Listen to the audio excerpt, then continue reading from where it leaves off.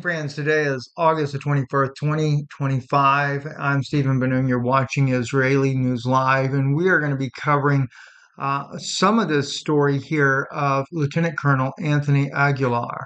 And I've spoke about this man before. He's actually here with Tucker Carlson here holding up a photo in his interview with Tucker with a Palestinian who was so glad to get the aid from this man.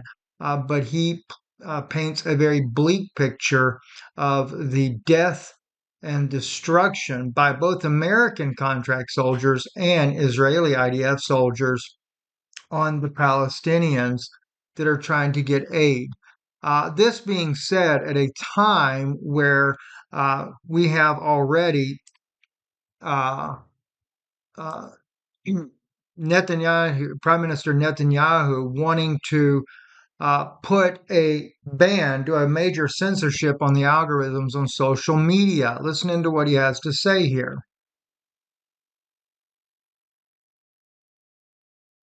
Having a little bit of internet issues here this morning. I guess that once I decided to publish this story here, they want to make sure that we can really have some serious issues in trying to get the information out.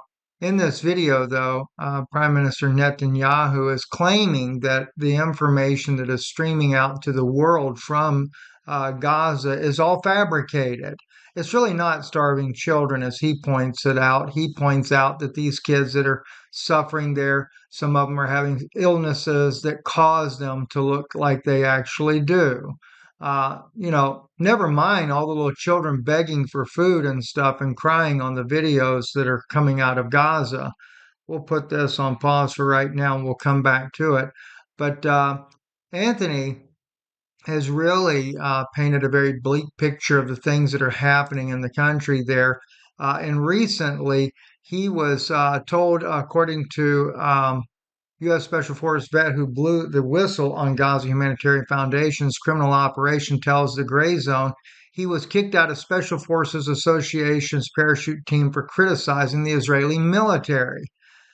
Listen to what he has to say on this matter. It is very disheartening to see that American military can do something to a man that is willing to tell the truth, but not unexpected. I got a phone call from the Special Forces Association parachute team, of which I was a part of. We did demonstration jumps for Special Forces, and I was told that I was no longer a member of the team because of my speaking out against Israel.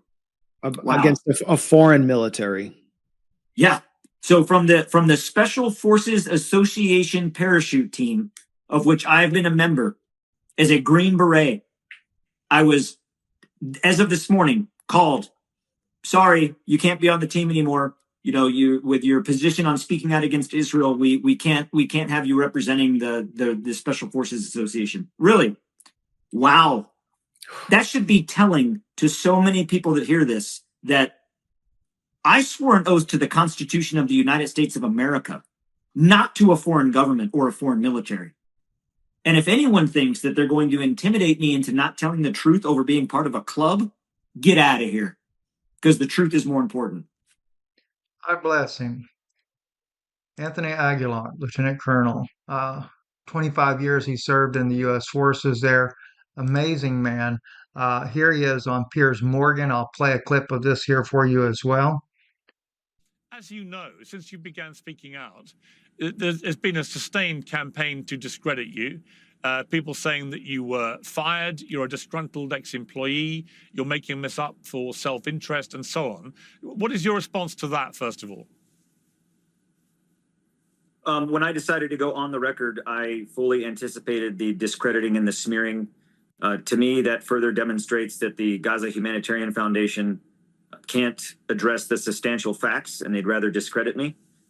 Thus far, everything that has been put out about me is incorrect. I was not fired by UG Solutions, the subcontract that I worked for. I resigned my contract in very clear terms. And in fact, the UG Solutions in providing in one of our former videos, we actually go through Anthony's resignation letter, showing you the actual letter and the response that he had gotten from UG Solutions there, where they wanted him to stay on. But I guess they never anticipated his response, showing how that they were actually shooting and killing, or hitting at least, children that were trying to get aid there. A video that he took that we aired also once before. And of course, this is him here as he was serving our nation overseas there, also a wounded soldier in combat. But it is just very alarming, the things that we have been hearing. Let's see if we can pick up Netanyahu in his comments.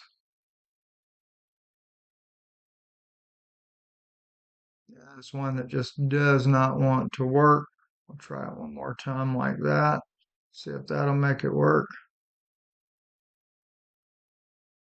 But he is definitely calling for censorship. He said Israel is accused of starving children, and way Jews in the Middle Ages were accused of killing Christians, children of their for their blood. And he does actually say that in that video there. And it's just not wanting to play. We'll continue on here. Israel genocide tractor, according to the doctors who worked in Gaza's hospitals, which we have played numerous of their interviews, who have confirmed this. Thousands of Palestinian civilians, including children and women, were killed by sniper bullets throughout Gaza. And this is just one such case here. You have Israeli soldiers there smoking, no doubt, and the cameraman comes up closer to the window there to see some young person laying there on the ground that had no doubt been shot there. I can see why they have to smoke so much. I've always said chain smokers like that tend to be because of their nerves, and that's exactly what you have there. It's because of the nerves there. And you can just double back here from this here when I put in Israel Gaza children, and the videos can really be quite disturbing. The things that you will see just as you look at these images in here, you know, and they've had a lot more pop up since I did this originally here just a little while ago. But there are just tens of thousands of children that are womb maimed, that are just again starving as well.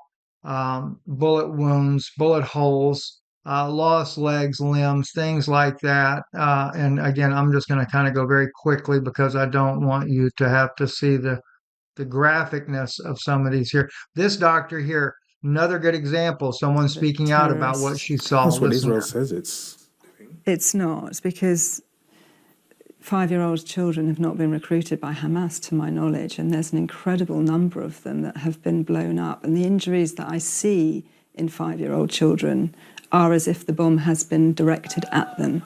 It's not just bits of shrapnel wounds. This is coming in with your leg blown off or your arm blown off.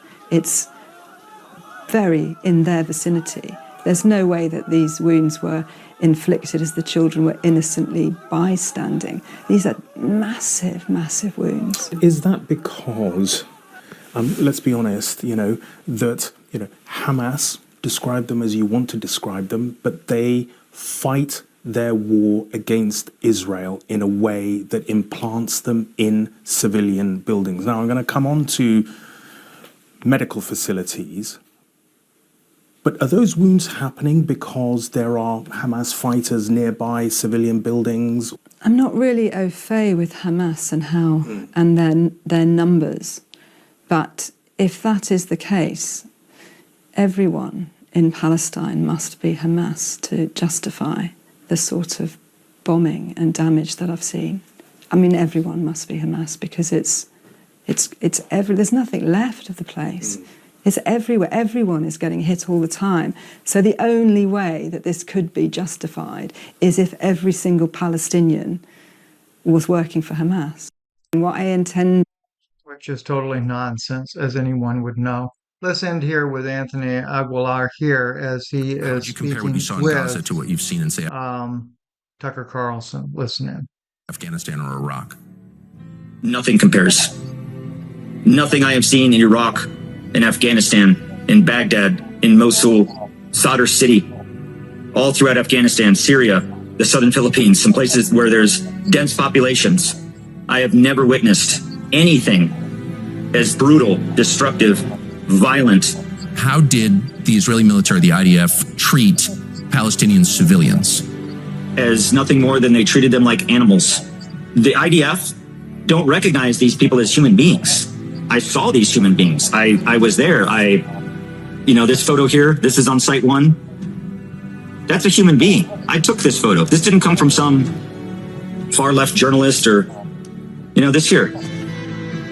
These are the people that we're dehumanizing, that we're killing in mass scale, that we're depriving of food and water. I've seen it with my own eyes. Definitely you want to check out Tucker Carlson's interview there with Lieutenant Colonel Anthony Aguilar, as well as any of the other interviews that you can find him in. He is an amazing American soldier there who has given us firsthand account of what's taken place there, along with the many doctors that have come out of there, the journalists, those that have survived. Most of the journalists have been killed inside of Gaza.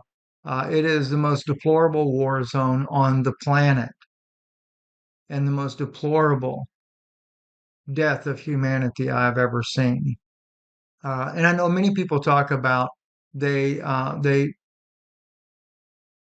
deplore the fact of what Hamas did on October the 7th, and I can certainly agree with that. But what I deplore even more so than what they did on October the 7th is that this man right here and his cabinet, his thugs that are working in the Knesset, they no doubt had a hand in allowing this to happen. You don't have minimum 6 hours of a stand down of military response to such a mass attack on Israeli population without someone giving a stand down order. We know this. We know it was an inside job. We've heard it from the famed Jewish teacher out of New York, who is an Israeli, former IDF or IAF, Israeli Air Force, Mizrahi, who said it was an inside job. We know it from Jonathan Pollard, who despises America and despises Palestinians, but said that his own friend helicopter pilot were waiting and were told to stand down for 6 hours as they listened to the attack rage on, close enough to hear the attack as it raged on. No, there's no such thing. This man here, and along with some of the others in his cabinet there, like Smotrich and Ben-Gvir, they're the ones responsible for the massacre on Israelis, the innocent Israelis. They're responsible. Hamas, yes, they were paid to do what they did. And now they've paid a bunch of criminals that were former criminals in Gaza to wage war against Hamas. The reason why Israel doesn't want any surviving members of Hamas is because they don't want any of Hamas telling the world who actually paid them to attack Israeli civilians. Think about that part. Stephen Ben-Nun with Israeli News Live. Thank you. Thank you for your support. Our new address here in Texas, Prosper, Texas. Definitely take time to support the truth. We appreciate you. God bless.